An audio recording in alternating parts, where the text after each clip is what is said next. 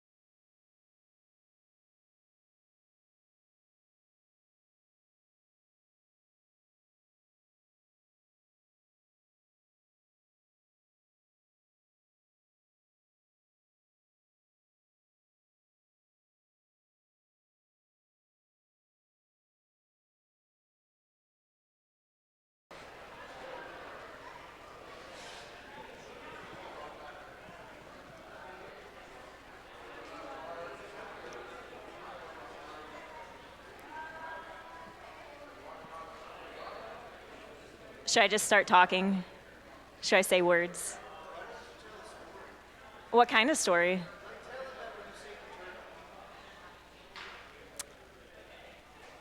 I don't even know where to start with that one. Just, I did save several. I saved several. Yes. Oh, obviously a leatherback. A leatherback. Oh, good morning. How is everybody? Welcome. Welcome to Kansas City Oasis, the premier secular-based community in Kansas City and the greater Kansas City area. See, they just let me have the mic, so I'm just making stuff up today. Good morning, Facebook.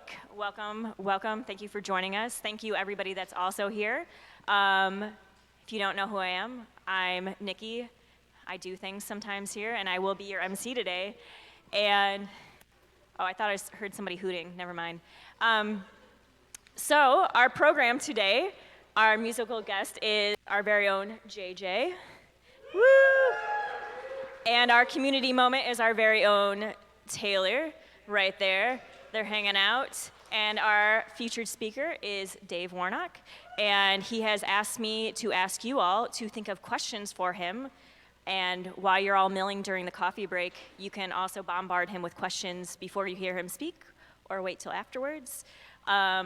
And for now, I will let JJ come up and play beautiful music.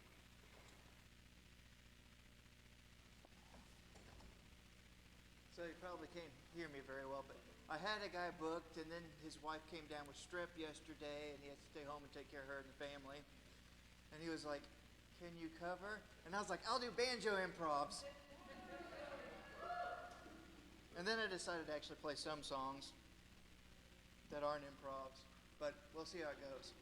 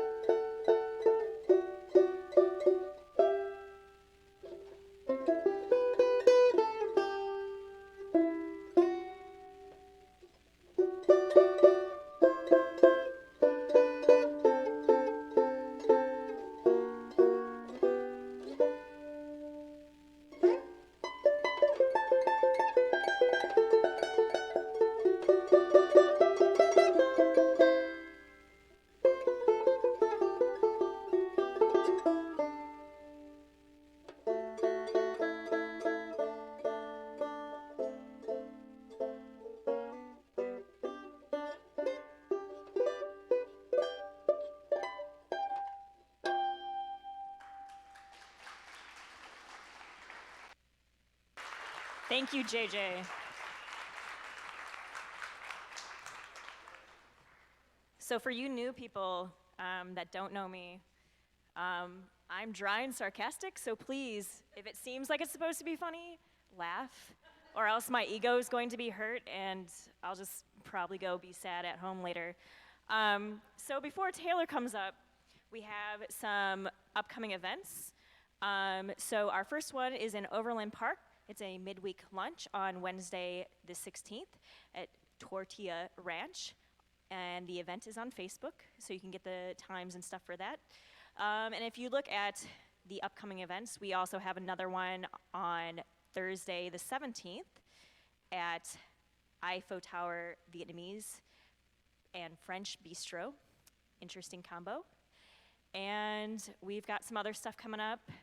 Our next speaker is Kelly Hewitt about immigration law. And the Monday after that is our volunteer night at Micah Ministry. So, before I ramble on too long about that, I will have Taylor come up. I was told that I could say whatever about them that I wanted. So my interesting facts about them, they have a spooky dog named Ghost, and they throw pretty good parties, I heard, kind of, maybe. So I will pass it off to Taylor.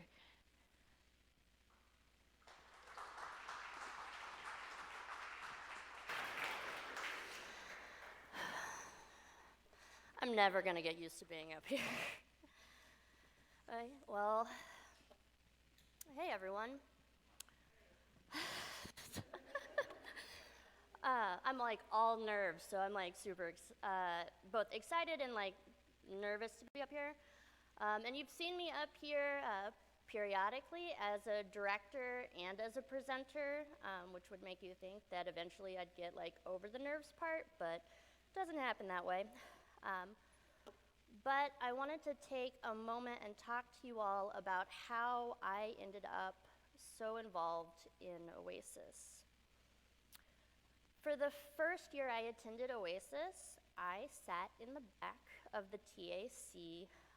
I was one of the bleacher kids, the ones that you all were like, shut up, you talk too much in the back. I was one of those kids.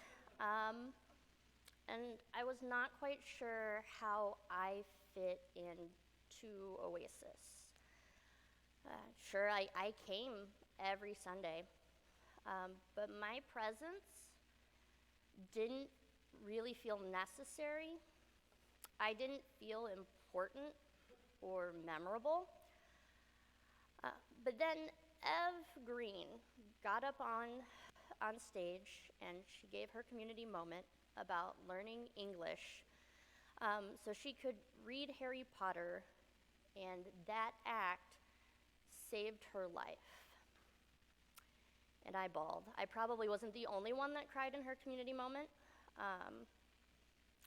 but I was just so moved that someone was so brave that they got up there in front of a room full of people and shared their story. And then Ben Bradley got up another week, and he talked about his family and his experience with the obstacles he faced trying to find acceptance. And week after week, people I barely knew shared intimate parts of their lives with us. I never felt like I could ever chalk up the courage to get on stage, to be that brave. And then I went through some changes in my life, and I took the plunge, and I got up front for the first time. And I openly talked about struggling with domestic abuse, substance abuse, and my childhood trauma. And I cried like I'm crying now, and I cried in front of all of you, very publicly, bearing the worst parts of my life. And I watched several of you start crying with me. And I got off stage and I walked to the back to the safety of those bleachers, trying to get back to that anonymity of just sitting in back and being no one who wasn't memorable, who wasn't important. And when I got back there, there was a line of people waiting to receive me.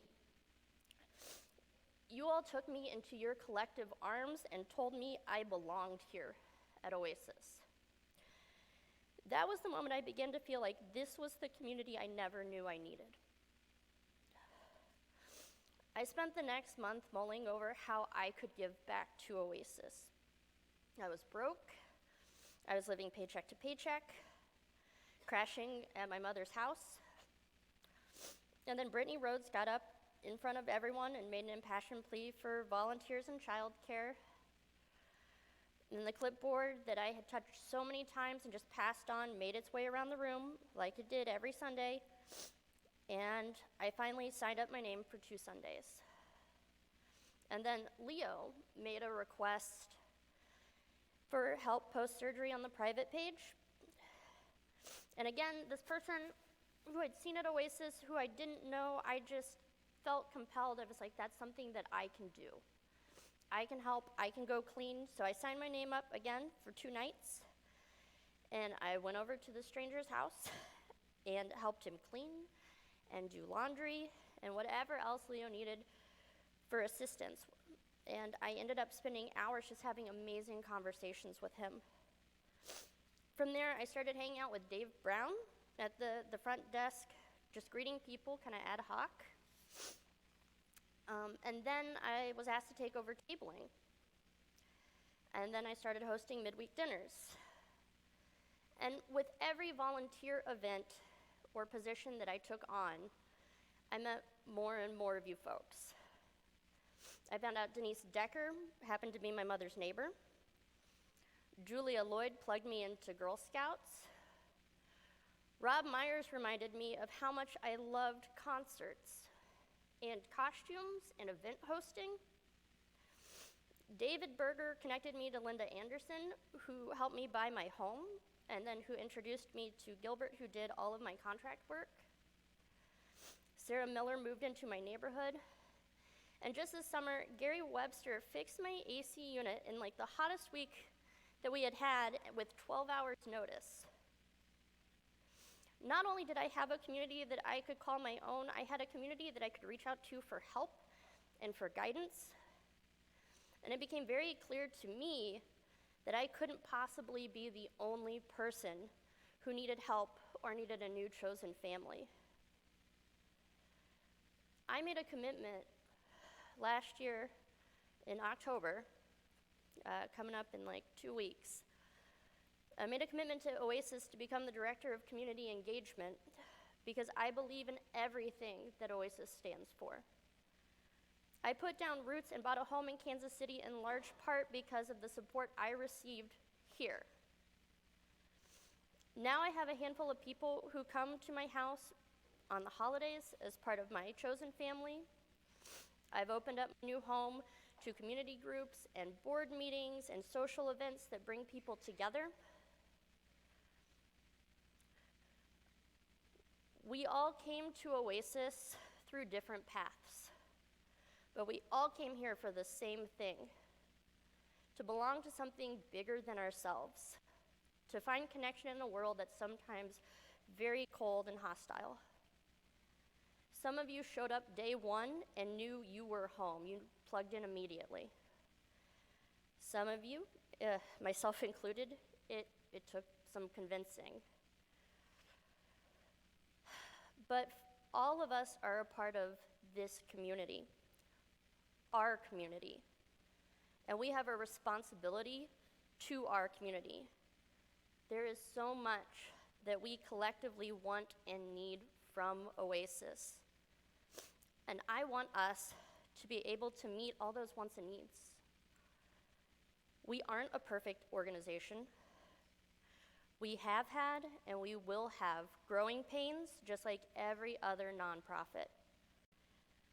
But we can always strive to improve and be better. And one of the ways we can do that and do more and be better is through our community being actively engaged in our own growth. So I want everybody to take a second and think about what you have gotten out of Oasis. Every connection, every moment of shared joy and pain, every time you have learned something new about yourself or our beautiful city, who are the people who stick out to you? The volunteers who, with a small word or a gesture, left a lasting impression on you. Take a second to think about that. Now think about how you can help someone else, someone new, someone you don't know, feel that feeling of community, of belonging, of finding a chosen family. We all have the opportunity to get plugged in and be those folks who help grow our community. Because we are a community that serves as something much more than just a thing to do on Sunday mornings. Helen Keller once said, "Alone we can do so little. Together we can do so much." So I encourage you to step out of your comfort zone and say yes to an opportunity to give back to Oasis. I love you all. You are my community. You are my chosen family. Thank you for letting me be your director of community engagement.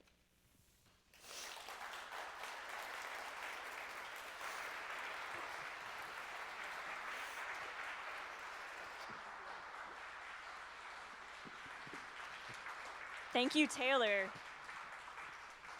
So, I've got 2 plugs. If you would like to become a volunteer, please seek out Michaela. I should put on my glasses. Yes, she's right there, standing up, waving her hand. Talk to that lovely person. She will situate you. We have something for everybody. And if you would like to get up here and share something like Taylor just did about yourself, hobby, whatever, find Mark Dixon, and I'm going to squint. He's raising his hand back there, and they're pointing at him. Find him. He will set you up with a community moment. We'd love to hear from you. And so right now, we are going to take a coffee break, and this is also a time to take your children to childcare. And we will see you back here in a few minutes once you start hearing me ushering you like school children. Thank you.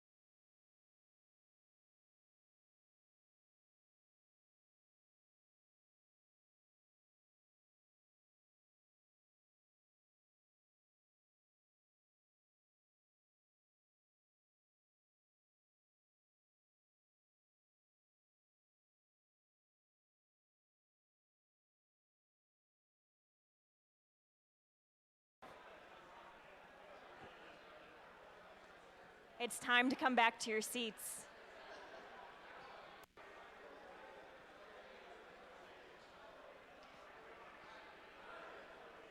I'll start singing and you really don't want that. Trust me.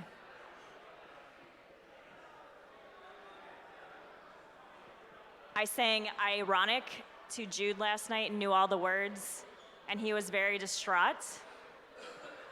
None of you want that. You can ask him. It was not good.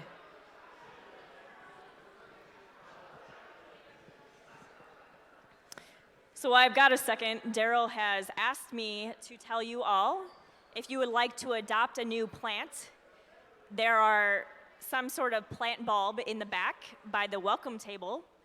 There are bags back there to take them home with you, and Daryl will gladly tell you how to raise your new plant friend. So take them so he doesn't have to take them home.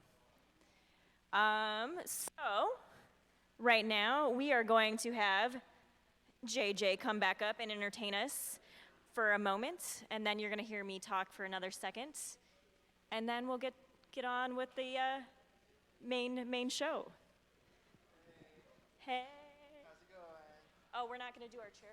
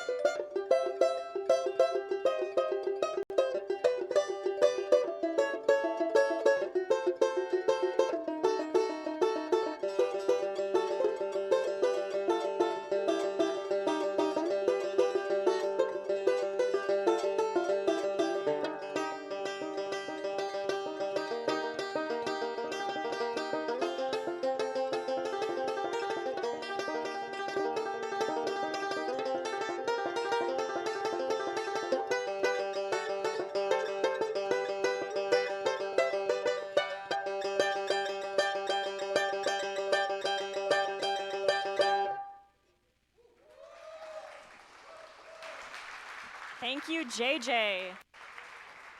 And we'll see you one more time, right? By the end of this, probably. All right, so it's time to introduce our featured speaker. And he has told me to just look in your program if you would like a summary of who he is.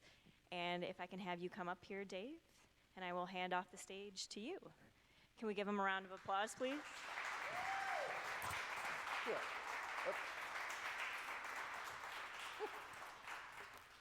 Hey, don't leave me. Come here, come here, come here. Well, this is going well. Is this okay? Yeah, I pulled it out of my belt. I'm a professional. You got it? Don't worry. I'm a biologist. I'm going to I lay don't it know about here. electronics. I'm going to do this. Hey, y'all. Jack's got you. Hello. Yeah. I'm coming apart, literally. So that 20 minutes thing is for me, right? When does it start? Oh, give me a break. So I'm a little long-winded on most occasions, so what I'm going to do is give you just a brief summary of who I am, what I'm doing here, what I'm talking about, and then I really like Q&A. So be thinking of questions that you might have for stuff that I'm talking about or anything that, a summary of me is in the bulletin. Is that what they call it, a program, a bulletin? I was in church a lot of years, y'all. So a summary is Dave, Christian, pastor, atheist, ALS, dying. Any questions? I refer to a couple of poems a lot in my talks now, and one is a simple saying by Maya Angelou, which goes like this. It says, "Do the best you can do until you know better, and then when you know better, do better."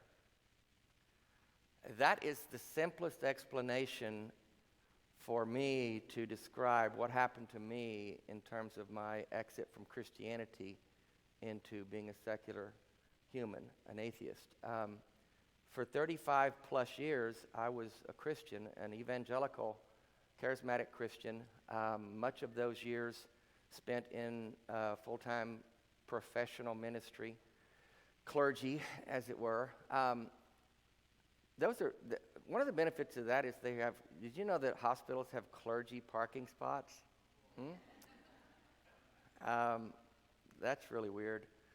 But I was that, and so I was doing the best I could do. I thought that I was on the right path. I gave myself to Jesus when I was 18 years old in the Jesus movement back in 1973, the end of 73. So I committed myself fully to the evangelical, charismatic version of Christianity. And I want to be careful. I always try to be careful to differentiate as to the brand or the type of Christianity I was involved in, because not all of it is as toxic as some of it.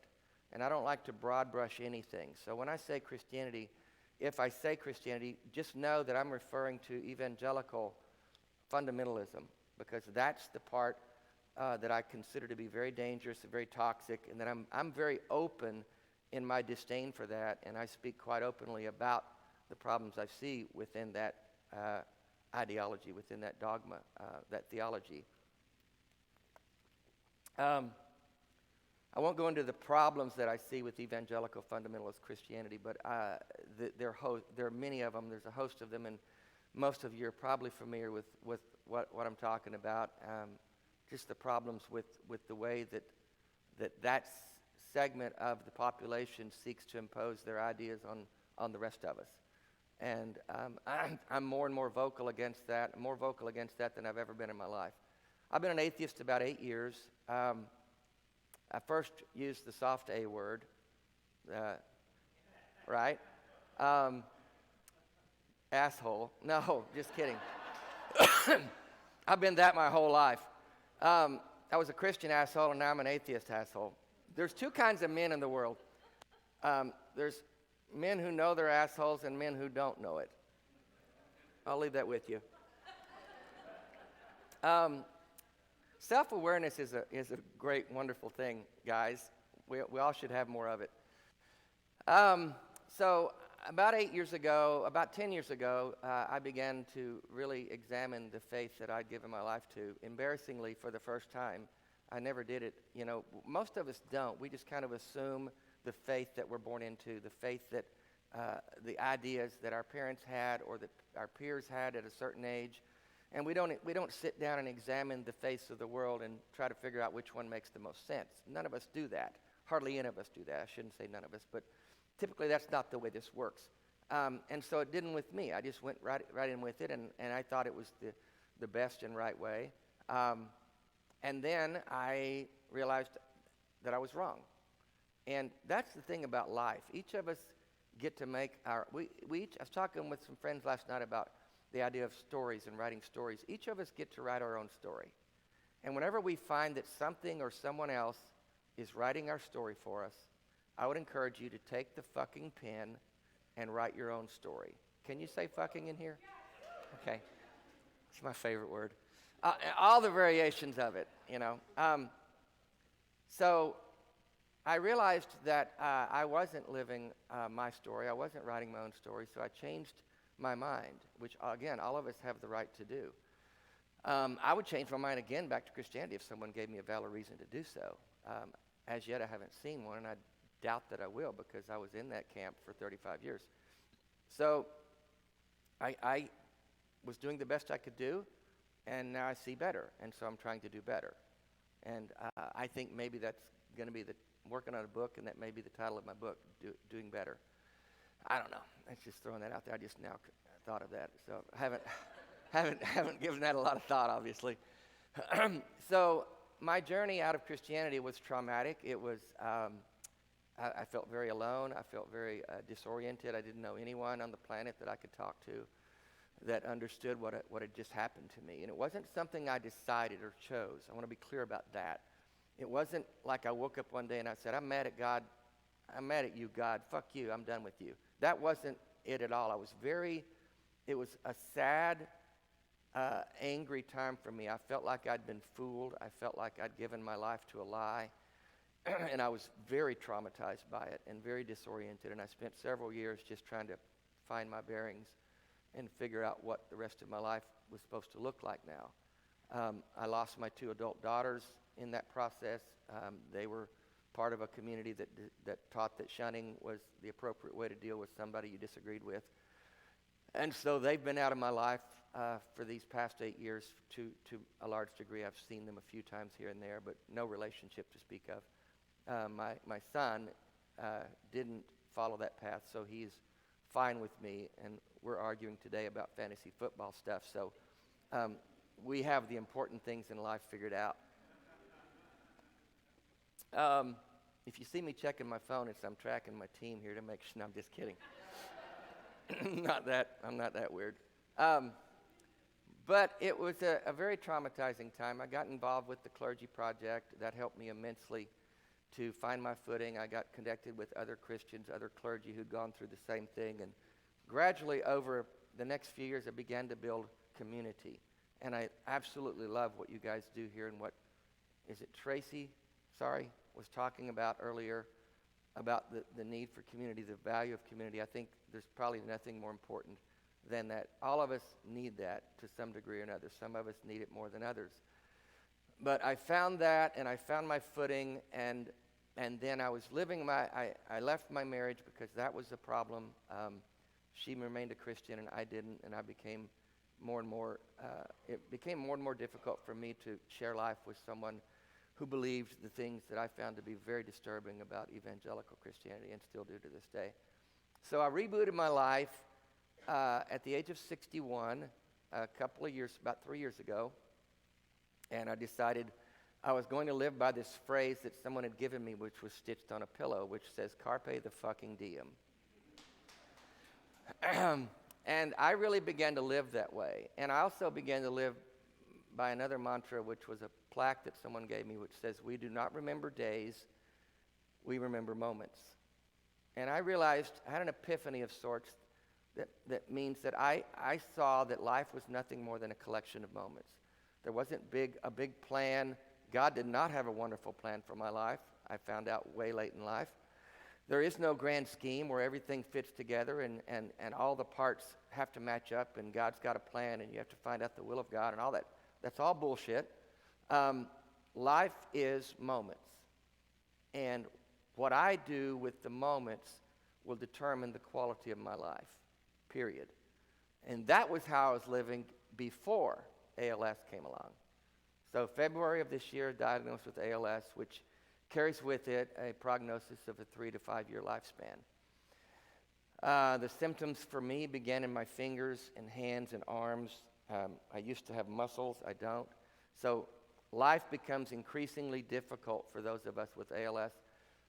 That's why I can't hold a microphone. I can't do things that require arm and hand strength. My arms get really tired, and so that's going to only get worse as time goes by.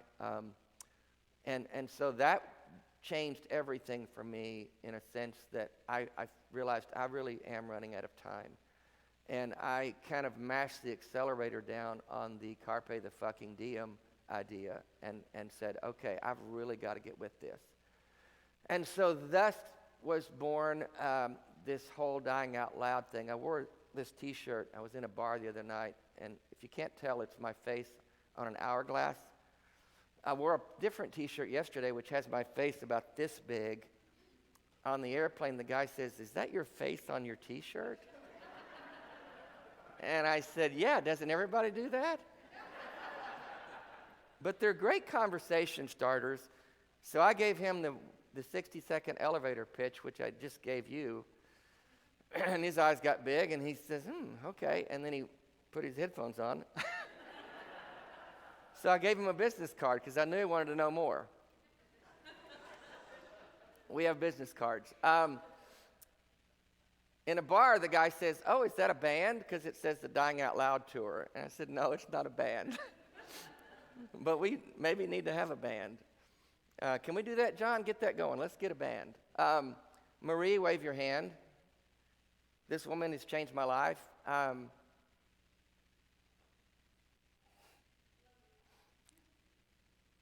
Just once, I'd like to get through one fucking talk without crying.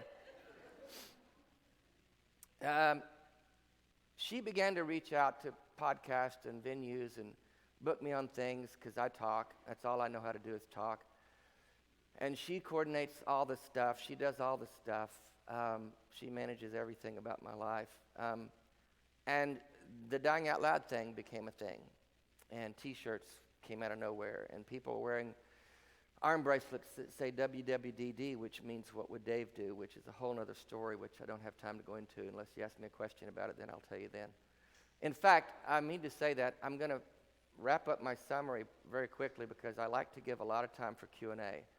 I want to hear what your ideas and questions are rather than me just talking more and more and more. So think about questions that you may have pertaining to my faith changes, my death prognosis, how I'm looking at death as an atheist, all those kinds of things. Because that's a lot of what I'm talking about as I travel and do podcasts and YouTube shows. And we're working on a book, we're working on a documentary, and it's just a whole thing, which I find, I'm very gratified to be doing this. I want to say that. I feel lucky not to have ALS, but that the having of this has given me this window, this opportunity to talk about some things that are important to talk about, and that I'm finding is resonating with people literally all over the world. I get messages from people in all the countries, and I keep hearing from them how me talking about this is helping people cope with serious things in life that they're facing, but also just helping them grab a new perspective on how to live life. Because what we know is we have this one life, and that's the other poem that I refer to a lot. It's called My Soul Has a Hat by Mario D'Andrade, and the closing line says this: we have two lives, and the second one begins when you realize you only have one. And so what I'm talking about is grabbing the moments of life, carpe the fucking diem. You don't have to have a terminal illness to live life that way. All you have to have is an awareness that every second, every moment, every day is precious. There's beauty in every day. There are beautiful moments if we just look for them, if we make room for them, if we give them a chance to happen. That's the key. And they can be big moments like looking at the Mediterranean from the Isle of Capri in Italy when I was there this summer, or small moments where you're just having a beautiful conversation with friends and you're sharing a drink and laughter and tears, and you realize that this is precious, because it is. So it's a really simple message, but what makes it profound, I think, is the fact that I have an expiration date on me that many of us don't get, which allows me, again, the privilege to focus on what really matters and to shed away off of me the things that don't matter, and to not get caught up in the mundane and the trivial things that oftentimes cause us to be anxious and frustrated when we really just need to pause and ask ourselves, how important is that really? Because at the end of the day, there are very few things that are really that important. And to me, the two things that I continue to come back to are the relationships with people, the connections that we make with other humans that make our lives better. That human adds to my life, and my presence adds to their life. And that's the value that we carry forward every day. That's the meaning that we make in the lives that we have. We don't need a divine presence to give us meaning. We make our own meaning by how we live our lives. So what I want to do now is give whatever time we have left. I know I don't know how, I may have babbled too long. You got a mic? Okay, so questions. First one I see is here. Well, first, can we give him a round of applause? Thank you.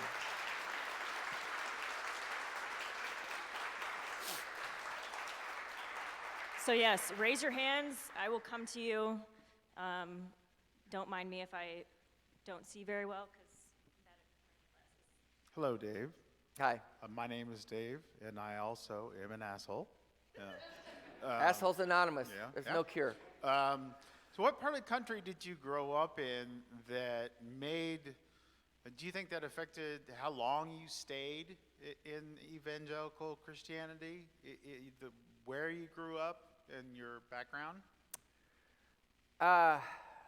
No, I don't. I grew up in Arkansas, and I've lived in Arkansas and Tennessee my whole adult life. I was born in Great Britain, but that was because my dad was in the Air Force. So that's irrelevant to the story, I think. But as far as why I stayed as long as I did, I wish I knew. I do. I think there's a lot of factors in play there. And Daryl and I were talking last night about what it is that makes us, first of all, want to be a minister, which God forbid. But secondly, what makes us believe in things that are implausible and what causes us to hang on to them longer than most rational people would. I had doubts and questions all along that process, but I never gave myself permission to ask the hard questions to go all the way out of that belief system. So I think there's, at some level, there's a sunk cost fallacy, which you're in it this long now, you just may as well ride it out and make the best of it. A lot of people do that in marriages. I think I did that in my faith and my marriage. But as far as why I stayed in it as long, I think just stubbornness and stupidity is all I can come up with.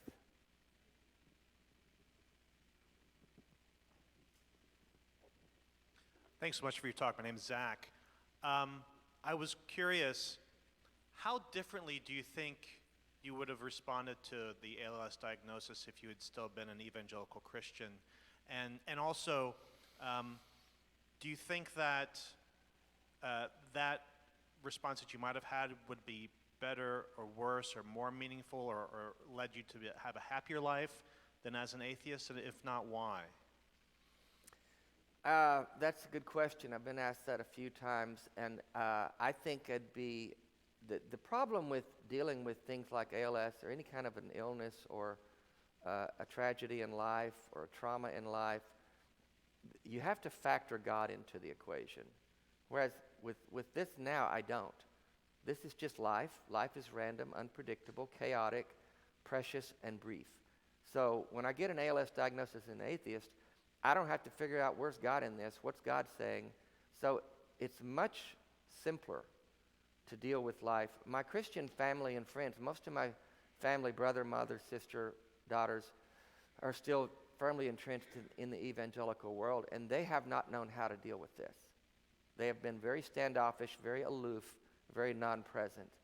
Whereas my atheist friends are very present, they're very focused on being with me, they've run toward my pain, they've not hidden from it, they've not been in denial of it, they recognize life just happens. So if I'd have gotten this diagnosis as a Christian, just like I did any issues with, I had family members, I had friends and family die of cancer, and all kinds of things happen that didn't make sense if there were a God in the world that was doing anything for anyone anywhere. But we know that there's not. So when you're in that world and you think there is, and you're praying toward that end, and nothing ever changes, nothing ever happens, then you got to jump through all kinds of hoops and make all kinds of excuses for his poor behavior. And I'm much rather receive a diagnosis like this as an atheist than I would as a Christian. And I think I think I'm handling it in a much more healthier way, not more healthier, I changed that in mid-sentence, in a much healthier way as a secular person than I would as a religious person, because God is nowhere in the picture, and I'm really glad. Hi, I'm Michaela. Hi. We're Facebook friends. We've been friends since before your diagnosis, and I really appreciate the vulnerability with which you've shared the whole process. Okay, so the first part of my question, and I apologize if this is blunt, how old are you? 64. 64. Okay, so that's a little bit perfect. So my question is about, there's a developmental psychologist named Eric Erickson, and he has 8 psychosocial stages of development that people go through. And the last one usually starts at about age 65. So I guess you're kind of close anyway, but it's called integrity versus despair. And the thought is that the ego has to wrestle with essentially, quote unquote, wrapping up one's life, and whether or not one finds contentment with the life that they've lived and the fulfillment of that, versus despair and regretting things, et cetera, et cetera. And I had pegged you for younger than 64, so congrats on that. Thank you.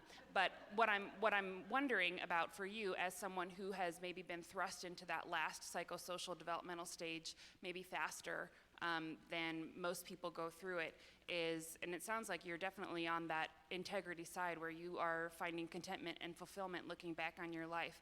I'm curious if that has been your perspective on death prior to your diagnosis, or is that something that you've been able to embrace in light of it? Does that question make any sense? Not at all. No, Okay. It does. Yeah. Sorry. No, that's a good question. I have no regrets. Regret is a very costly emotion. And I have at times looked back at the years I gave to imaginary God and felt regret about that, felt like I wasted a lot of years. But I go back to that first line, do the best you can until you know better. And so I don't dwell there much at all. I'm very content with my life. I rebooted my life, and I was living my best. I lived it on my terms, in my way, and that's how I'm going to end it, by the way. And so I'm really paying careful attention to how I'm ending it and how well I'm living. In fact, I started seeing a psychologist, a friend of mine who I've known socially, and I decided, you know what, I don't want to, why would you try to tune up the head at this late stage? But I want to make sure I don't miss anything. I want to finish really well. I want to cross the finish line, like a racer where you're leaning forward to the tape. I don't want to stumble across. I don't want to crawl across. I don't want to fall down at the end. So I'm really very intentional about doing everything I can. That's why I'm doing things like this. Although it'd be a lot easier to stay home where I'm comfortable and I have everything in place that helps me manage. And there will come a time when I just can't physically do what I want to do, and I'll have to make adjustments accordingly. But I'm facing the end with a great deal of contentment and resolve that I'm really doing the best I can. And So I'm not going to leave anything on the table. And I think that's what you're talking about. I don't know what it would have been like. I was finishing well as an atheist regardless of ALS. I don't think I would have finished well if I would have not taken control of my life and started carpeing the fucking diem, which is fun to say. I hope I answered that okay. Yeah. Hi, my name is also David. A lot of Daves. So kind of a two-part question. I'm interested in could you go into more detail about what part of your evangelical beliefs you found to be the most toxic, and how have you grown beyond them? What was the last part of that? How have you grown and changed and grown beyond the toxic beliefs you used to have? Right. Well, the argument that people say that atheists don't have morals, I refute that, because I'm much more moral as an atheist than I was as a Christian, because I understand better. I don't have distinctions between good and bad people, right and wrong people, black and white. We're all human, and I don't worry about. And I mean, even when I was a Christian, I viewed, for LGBT, for instance, LGBTQI, all the letters, I don't know them all, but I as a Christian, felt like I had compassion, but I felt like they were living a sinful life. So I had to deal with that dichotomy in my morality and that sort of thing.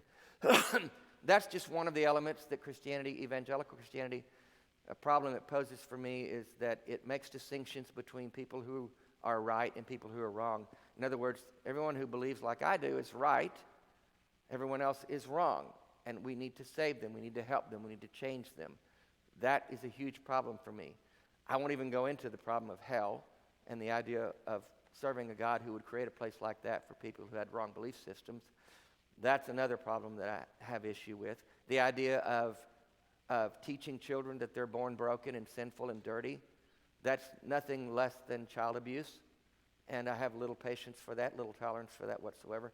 So those are just the elements, the dogma, the theology that is contained within that belief system.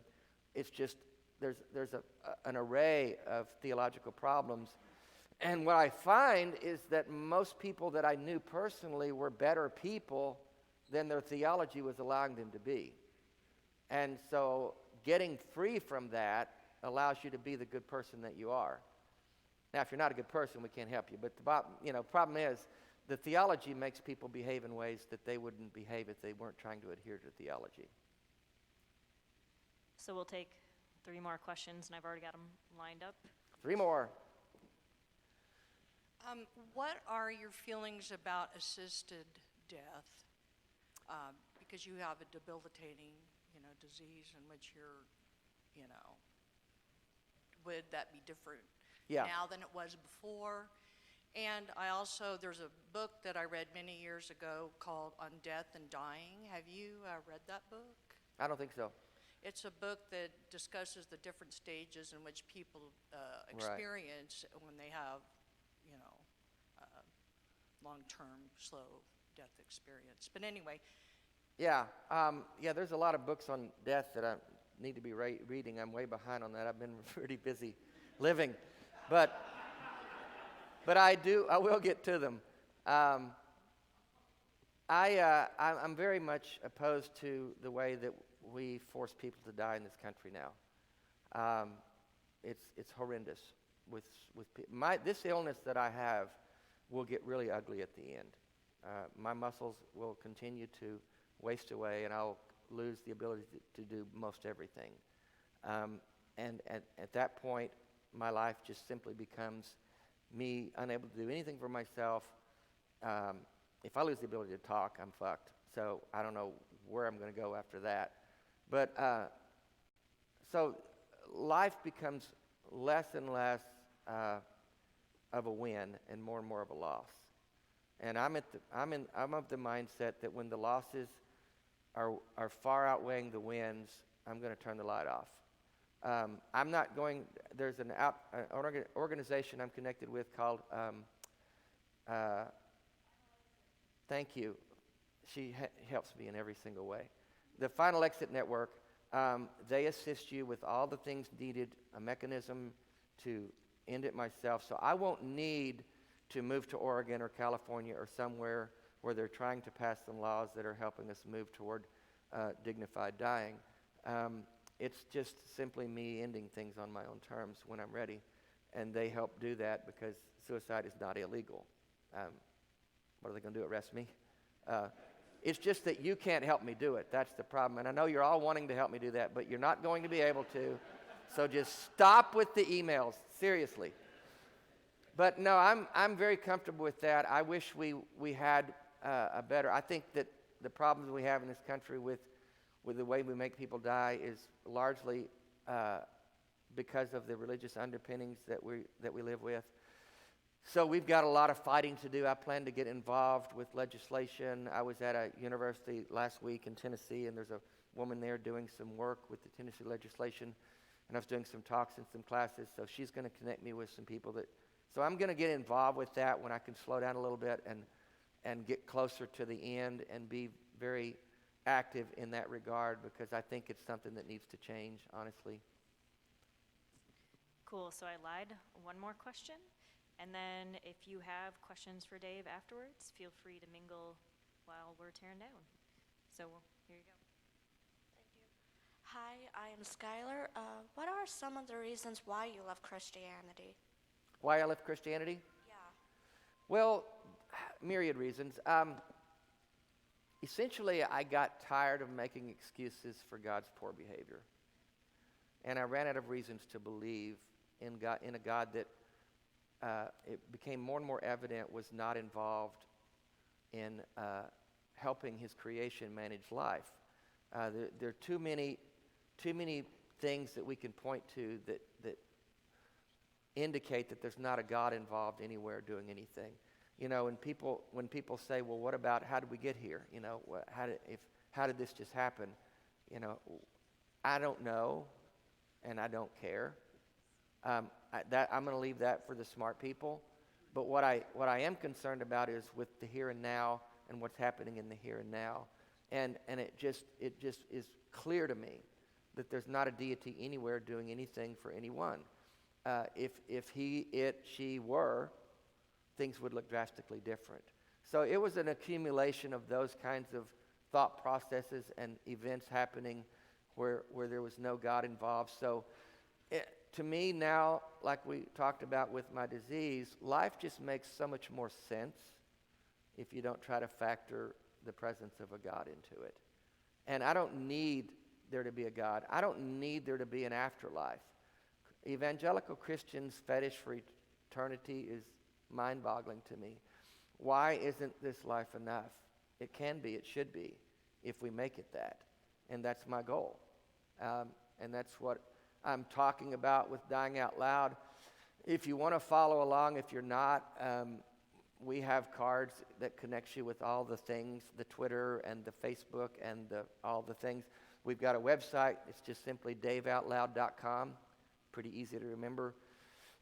If you want to be involved and follow along with what we're doing, if you've got other people in other places that want us to come talk, we're happy to do that. I'm going to do this as much as I can, as long as I can. We're booked into next year through March and stuff, and the Dying Out Loud rock and roll tour goes on.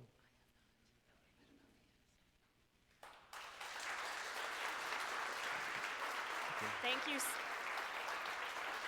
it on? Thank you so much for being here today. And I was told to remind everybody his cards are at the back. And you're willing to hang out for a second and talk to people? As long as I need, yeah. Cool. Well, thank you so much. Can we give him another round of applause, please?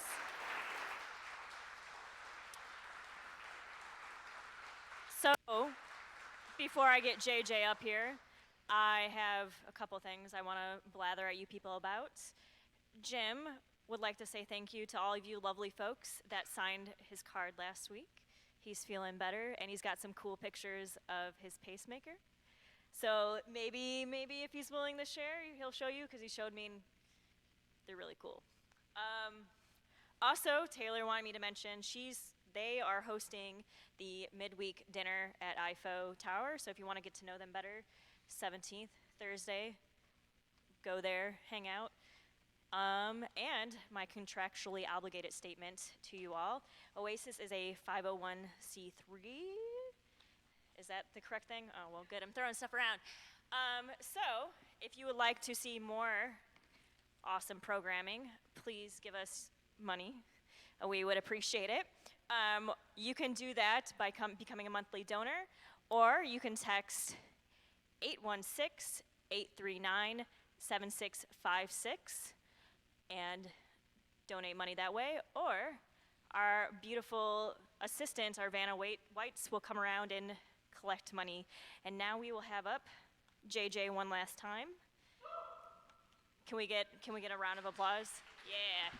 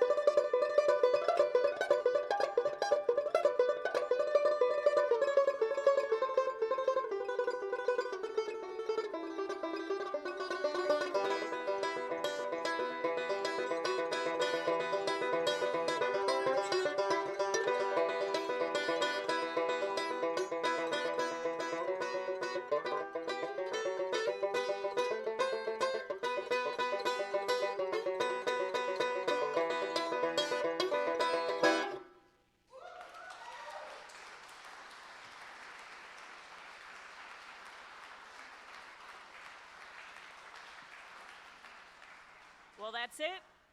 Thank you for joining us another Sunday at the Oasis. And goodbye to you Facebook folks watching at home. And yeah, have a good Sunday. And if you ever so obliged, pick up a chair. I would be very happy about it. Thank you.